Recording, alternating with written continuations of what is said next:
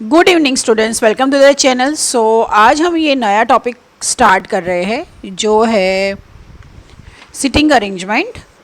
ठीक है, तो सिटिंग अरेंजमेंट में तीन टाइप के सिटिंग अरेंजमेंट होंगे। वन है लीनियर अरेंजमेंट, दूसरा है सर्कुलर अरेंजमेंट और तीसरा है arrangement around the square table. ठीक है, लीनियर अरेंजमेंट मतलब क्या कि ये अरेंजमेंट में हम लोगों को इस तरह से ग्रुप को अरेंज करें, ग्रुप ऑफ द पर्सन्स होंगे जो लाइन में खड़े होंगे इन द गिवन कंडीशंस। ठीक है, कंडीशंस होंगी जो हम सम करेंगे ना तब आपको पता चलेगा उसका। फिर सर्कुलर में ऐसा है कि जो भी ग्रुप ऑफ पर्सन्स है उनको सर्कुलर टेबल में हमें जो भी कंडीशंस दी गई है उस हिसाब से उन वो ग्रुप ऑफ पर्सन्स को अरेंज करना है हमें सर्कुलर पोजीशन में। और स्क्वायर टेबल में भी ऐसा ही है, सेम। ठीक है, सो चलो हम एक्सरसाइज स्टार्ट कर लेते हैं ताकि क्या अच्छे से समझ में आ जाए।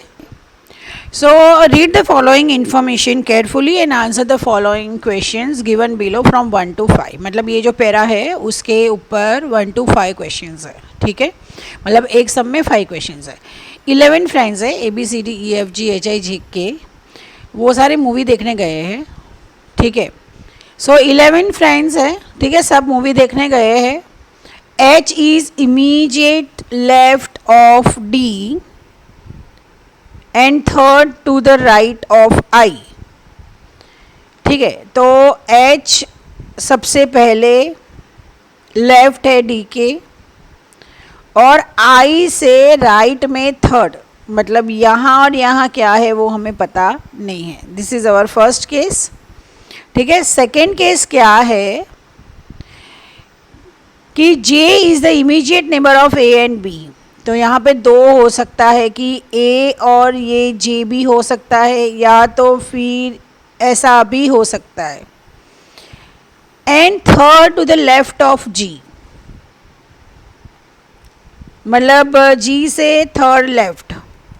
तो यहाँ पे AGB जो है, यहाँ पे ये G इधर आएगा और यहाँ पे भी ये G आएगा। ठीक है, अब क्या है, अब ये वाला third case, A is the second to the right of E, मतलब E के बाद A सेकेंड है। ठीक है, who is at the one end of row, मतलब E क्या है, E एक रो में है। तो यहाँ पे A है तो ये मैं G AGB और ये G ऐसा लिख सकते हो, राइट। उसके बाद फोर्थ वन है F is sitting next to right D, मतलब D के साथ F है लेकिन उसके साथ क्या है, H है। ठीक है, D is second right to right of C, तो यहाँ पे C है और एक यहाँ पे है और यहाँ पे I है, मतलब यहाँ पे क्या आ गया, C आ गया, राइट। ठीक है, अब हमें क्या करना है, फाइनल अरेंजमेंट क्या होगा। तो स्टार्टिंग तो हमारा यहाँ से होगा E, उसके बाद A J B then G के बाद है C H D and F, मतलब B और G के बीच में, यहाँ पे अगर मैं G लिखती हूँ तो B और G के बीच में क्या आ गया, I आ गया। ठीक है, और यहाँ पे E और A के बीच में K आ गया। ठीक है, क्योंकि K का कहीं भी है नहीं। ओके, तो ये हमारा क्या हुआ, this is our final arrangement. अब इसके ऊपर हम सारे क्वेश्चंस के आंसर देंगे। सो सेकेंड है who is sitting at the centre of the row, तो 1 2 3 4 5 6 7 8 9 10 एंड 11। 11 है तो मतलब 5 के बाद 1 2 3 4 5 B। 5 के बाद मतलब कि I। फिर who are the neighbours of H, H के नेबर क्या कौन है, C एंड डी, ठीक है। Then how many persons are sitting between E and F, E and F के बीच में obviously 9 persons, okay. And fifth one, name the person sitting fifth to the right of K, K से 1 2 3 4 5, it's जी, ठीक है। मतलब देखो अगर आपको यहाँ पे आपने गलती की तो ये पूरे सारे आंसर्स गलत हो जाएंगे। Read the following information carefully and answer the questions given below it. मतलब 6 to 10 जो है वो ये केस स्टडी का क्वेश्चंस है। 9 गर्ल्स है, A B C D E F G H and I are sitting in the row. Now अब conditions है, D is sitting second to the right of E, मतलब डी कहाँ पे है, ई से सेकेंड राइट, मतलब एक बीच में कौन है पता नहीं है, लेकिन उसके बाद क्या है, डी है। And C is sitting third to the right of E, मतलब डी के बाद तुरंत ही कौन बैठा है, C. B is sitting at one end of the row, मतलब कोई एक एंड में बी है, ठीक है। उसके मतलब 2 केसेस होंगे, आइदर बी सबसे पहले बैठा है, आइदर बी सबसे एंड में बैठा है, मतलब एक्सट्रीम लेफ्ट है या तो एक्सट्रीम राइट है, वो हमें पता नहीं है अभी, ठीक है।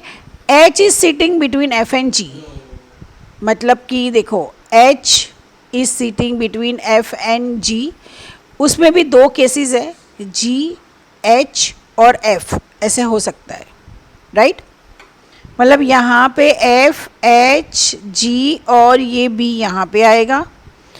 F is sitting to the immediate right of A, तो यहाँ पे ए आ जाएगा, ठीक है। अब देखो यहाँ पे ये बचा ई डैश डी एंड सी, तो ई ये और इसका तो कुछ है ही नहीं। सो देखो ये 2 पॉसिबिलिटीज़ में से ये नहीं है, ठीक है। ये 2 पॉसिबिलिटी थी, उसमें ये नहीं है, तो हमने कंसीडर ये किया है, ये किया है, ठीक है। अब बचा क्या, ये बचा, फाइन। तो यहाँ पे बी एंड में है, तो ये जो है वो मुझे पहले ही लिखना पड़ेगा। So E dash D C A F H G और बी, बचा क्या, आई, तो आई यहाँ पे आ जाएगा, ठीक है। 1 2 3 4 5 6 7 8 9 हो गया ये final sitting arrangement. So 6th number आपका ये है। अब 7th क्वेश्चन देखिए, who are the immediate neighbours of A, तो सी एंड एफ, ठीक है। फिर who is sitting to the right of E, I. Then 9th, which girl is sitting exactly in the middle of all girls, तो मतलब A. And 10th is how many girls are seated between E and H, E and H के बीच में 1 2 3 4 5 girls, ठीक है। So A B C D E F G are standing in a straight line facing towards north. So 7 boys है, A B C D E F G, ठीक है। First condition है F is to the immediate left of D, मतलब F and D. G is between A and E, तो मतलब ए जी ई हो सकता है या तो ई जी ए हो सकता है। एफ एंड ए है 1 बॉय बिटवीन देम, तो एफ और ए हो सकता है या तो ए डैश एफ हो सकता है। E and C have 2 boys between them, मतलब ई सी या तो यहाँ पे ऐसे। C and B have 3 boys between them, मतलब सी और ये 3 बॉयज़ है बीच में, और यहाँ पे भी ऐसा है, ठीक है। तो देखिए अगर मैं ये 2 लेती हूँ, इफ़ आई कंसीडर दिस 2, तो ए जी और ई को अगर मैं कंबाइन करती हूँ, ए जी और ई को, ए जी मतलब यहाँ पे अगर मैं डालती हूँ तो इट विल बी, मतलब कि यहाँ पे मैं डाल देती हूँ। सो CAGENB, ठीक है, या तो फिर यहाँ पे BEGA और C। ओके, मतलब इसका ये हो सकता है, इसका ये हो सकता है, लेकिन मैं अगर इसमें F कंबाइन करती हूँ, इसके अंदर फर्दर अगर मैं F कंबाइन करती हूँ तो यहाँ पे FCAGEB या तो फिर BEGACF होगा, लेकिन D तो इमीडिएट F,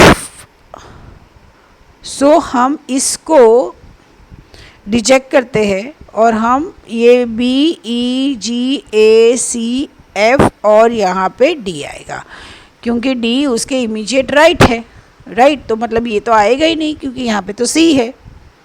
ओके, सो अब 11th क्वेश्चन है, सिटिंग अरेंजमेंट, आपकी सिटिंग अरेंजमेंट है BEGACF and D. Who is the third to the right E? Third है C। फिर 13, who are the neighbors of C? A and F. Then how many boys are standing between B and F? So it's 4 boys. And 15 है, which boy is standing exactly in the middle? So A। ठीक है, मतलब सारी possibilities check करनी है, जहाँ पे जो सूट होता है, जो कंबाइन कर सकते हो वो करने का, ठीक है, according to given conditions fulfil होनी चाहिए। फाइन, ठीक है। सो अगर आपको ये वीडियो हेल्पफुल लगा हो तो प्लीज़ चैनल को लाइक, सब्सक्राइब एंड शेयर कीजिए। Thank you so much.